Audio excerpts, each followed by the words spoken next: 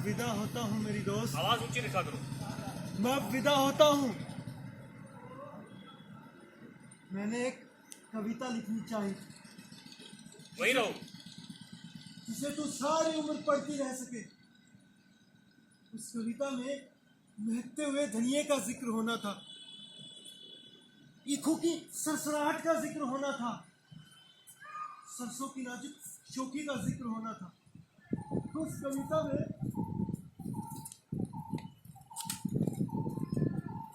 पेड़ों से टपकती धुंध और बाल्टी में दुहे दूध पर गाती झागों का जिक्र होना था। उस कविता में और जो कुछ भी शेष मैंने तेरे जिस्म में देखा, उन सब कुछ का जिक्र होना था। उस कविता में मेरे हाथ के गड्ढों में मुस्कुराना था, मेरी जान की मछलियों ने तैरना था और मेरी छाती के बालों के नरम शॉल में से सेक की लपटें उठनी थी।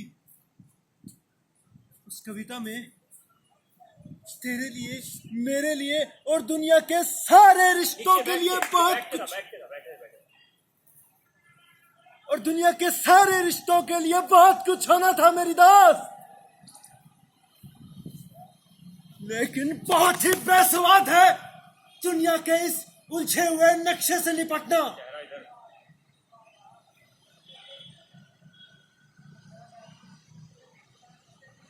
और अगर मैं लिख भी देता वो शगनों भरी कविता, तो उसने यूं ही दम तोड़ देना था मेरी दोस्त।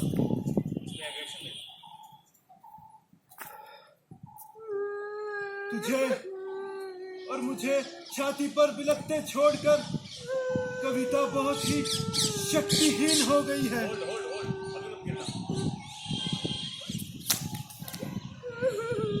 जबकि हथियारों के नाखून बहुत बुरी तरह बढ़ आए हैं।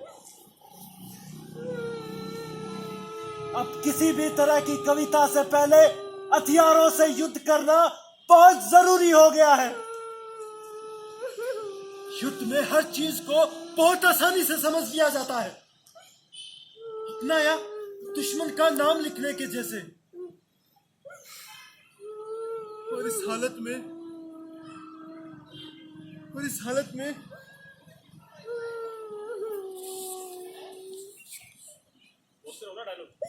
मेरे चुंबन के लिए बढ़े हुए होठों की गोलाई को धरती के आकार की उपमा और तेरी कमर की लहर को सागर के सांस लेने की तुलना देना बहुत ही मजाकिया लगना था।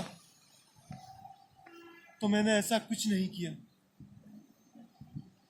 तेरी मेरे आंगन में बच्चे खिला सकने की ख्वाहिश और युद्ध की समुचता को एक कतार में खड़ा करना मेरे लिए संभव ही नहीं हुआ।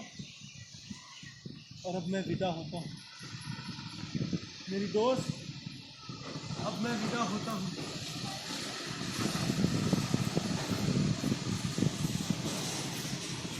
हम याद रखेंगे, हाँ हम याद रखेंगे कि कैसे दिन में लोहार की भट्टी की भांति तपने वाले अपने गांव के टीले रात में फूलों की तरह महक उठते हैं। वही रहो, आगे बढ़ो। चांदनी में रस भरे टोक के ढेर पर लेटकर स्वर्ग को गाली देना, स्वर्ग कहाँ? स्वर्ग को गाली देना कितना संगीत में होता था। बढ़ाओ रमन, रुक क्यों गए? 2 लाख देने के बाद रुक गए। खांसी आ रही, पानी पिया करो। चलो। यह हमें याद रखना पड़ेगा, क्योंकि जब दिल की जेबों में कुछ नहीं होता तो याद रखना बहुत ही सुखदायी लगता है। विदाई की घड़ी में मैं धन्यवाद करना चाहता हूँ सब हसीन चीजों का। थोड़ा ना, थोड़ा इस फॉर्मेट को दो। इस विदाई की घड़ी में मैं धन्यवाद करना चाहता हूँ। थोड़ा सा फॉर्मेट चेंज करो अपना, उसका डायलॉग डिलीवरी।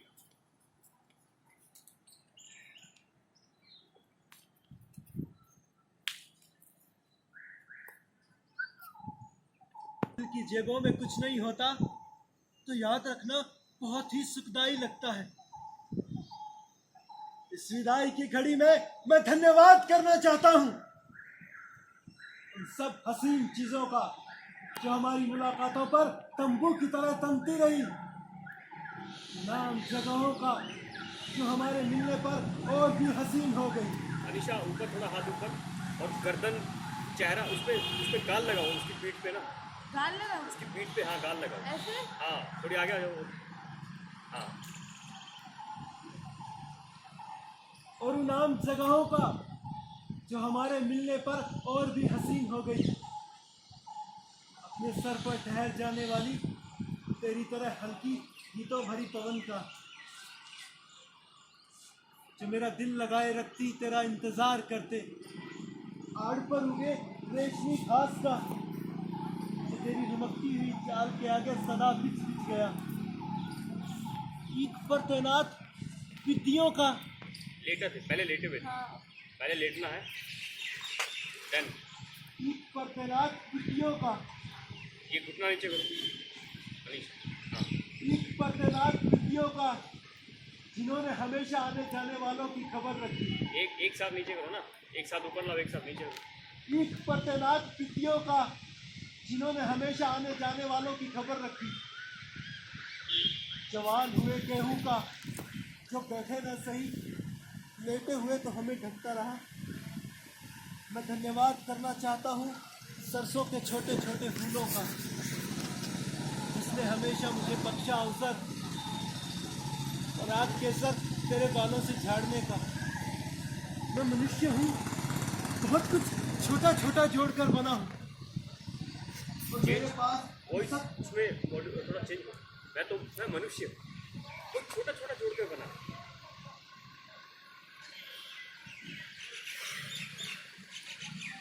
एक डायलॉग चेंज हो रहा है, उसमें बोला कि उसने कि और पराग मनुष्य हूँ, बहुत कुछ वहीं से नीचे से उठते हो, नीचे से उठते हो।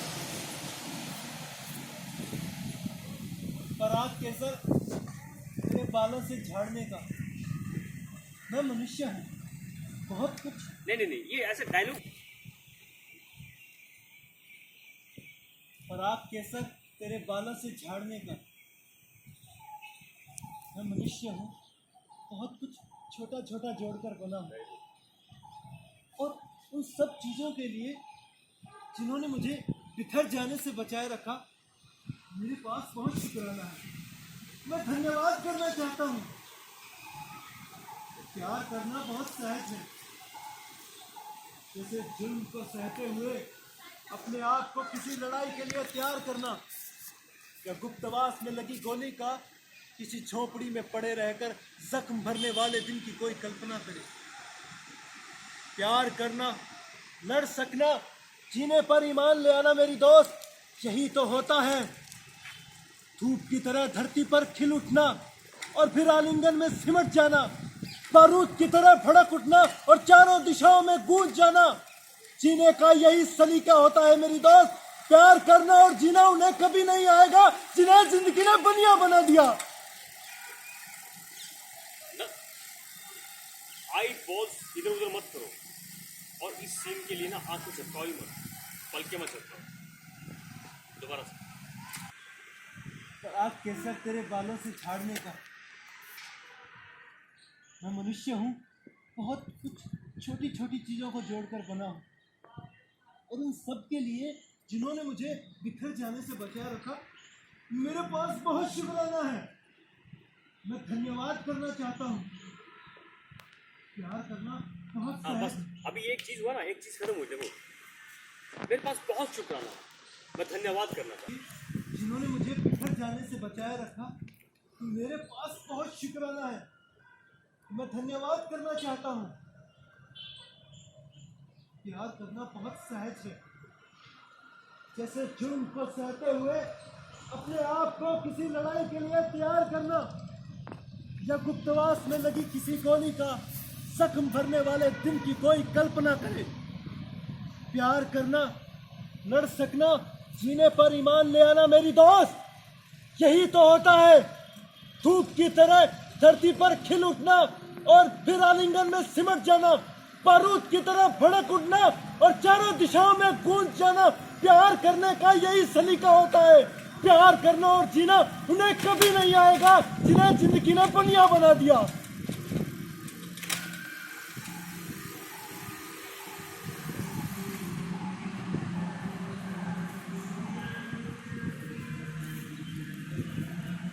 के रिश्ते को समझ सकना, खुशी और नफरत के बीच लीक ना खींचना, सहम को चीर कर मिलना और विदा होना बहुत ही सूरम गति का काम है मेरी दोस्त। और अब मैं विदा होता हूँ।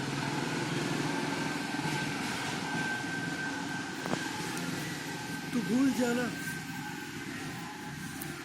कि कैसे मैंने तुझे अपनी पलकों में पालकर जवान किया, कि कैसे मेरी नजरों ने तेरे नक्शों के धार बांधने, कि कैसे मेरे चुंबनों ने तेरा चेहरा और भी खूबसूरत कर दिया, कैसे मेरे आलिंगनों ने तेरे मोम जैसे बदन को सांचे में ढाला। तो यह सब भूल जाना मेरी दोस्त, यह सब भूल जाना। सिवाय इसके कि मुझे जीने की बहुत इच्छा थी, मैं गले तक जिंदगी में डूबना चाहता था। मेरे भी हिस्से का जी लेना मेरी दोस्त, मेरे भी हिस्से का जी लेना।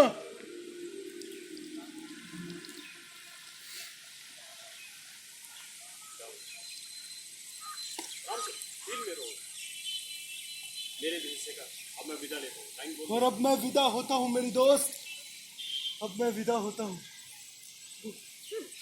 सही में हंसा दिया। उठाओ लाइन, उठाओ लाइन, आप उठाओ। वो डंडा उठा लेना साथ में, मोबाइल उठा। डंडा वो बड़े वाले। हाँ उठा।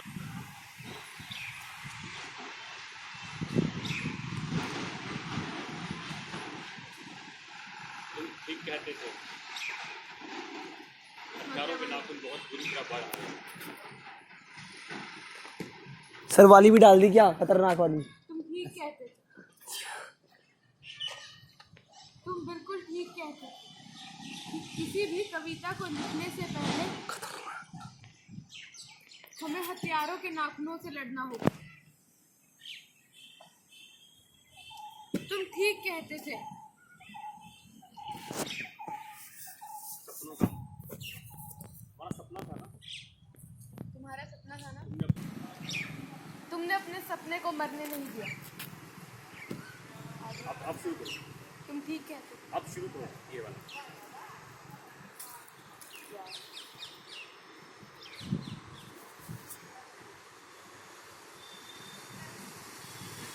तुम ठीक कहते थे कि मेहनत की लूट सबसे खतरनाक नहीं होती, पुलिस की मार सबसे खतरनाक नहीं होती, गद्दारी और लोभ की मुट्ठी सबसे खतरनाक नहीं होती। बैठे बिठाए पकड़े जाना बुरा तो है, सहमी से चुप में जकड़े जाना बुरा तो है, सबसे खतरनाक नहीं होता। कपट के शोर में सही होते हुए भी दब जाना बुरा तो है। किसी जुगनू की लौ में पड़ना बुरा तो है। मुट्ठियां भींच कर बस वक्त निकाल लेना बुरा तो है, पर सबसे खतरनाक नहीं होता। सबसे खतरनाक होता है मुर्दा शांति से भर जाना, ना होना तड़प ना सब कुछ सहन कर जाना, घर से निकलना काम पर और काम से लौटकर घर आना। सबसे खतरनाक होता है सपनों का मर जाना। सबसे खतरनाक वो घड़ी होती है आपकी कलाई पर चलती हुई भी जो आपकी नजर में रुकी होती है। सबसे खतरनाक वो आंख होती है जो सब कुछ देखती हुई भी जमी बर्फ होती है, जिसकी नजर दुनिया को मोहब्बत से चूमना भूल जाती है, जो चीजों से उठती अंधेपन की भाप पर ढुलक जाती है, जो रोजमर्रा के क्रम को पीती हुई एक लक्ष्यहीन दोहराव के उलटफेर में खो जाती है। सबसे खतरनाक वो चांद होता है जो हर हत्याकांड के बाद वीरान हुए आंगनों में चढ़ता है, पर आपकी आंखों को मिर्चों की तरह नहीं चढ़ता है। सबसे खतरनाक वो गीत होता है आपके कानों तक पहुंचने के लिए जो मरसिए पड़ता है, आतंकित लोगों के दरवाजे पर जो गुंडों की तरह करता है। सबसे खतरनाक वो रात होती है जो जिंदा रूह के आसमानों पर ढलती है, जिसमें सिर्फ उल्लू बोलते हुए हुआ करते गीदड़ हमेशा के अंधेरे बंद दरवाजों चौगाठों पर चिपक जाते हैं। सबसे खतरनाक वो दिशा होती है जिसमें आत्मा का सूरज डूब जाए और उसकी मुर्दा धूप का कोई टुकड़ा आपके जिस्म के पूरब में चुप जाए। मेहनत की लूट सबसे खतरनाक नहीं होती, पुलिस की मार सबसे खतरनाक नहीं होती, गद्दारी लोग की मुट्ठी सबसे खतरनाक नहीं होती। सबसे खतरनाक होता है सपनों का मर जाना।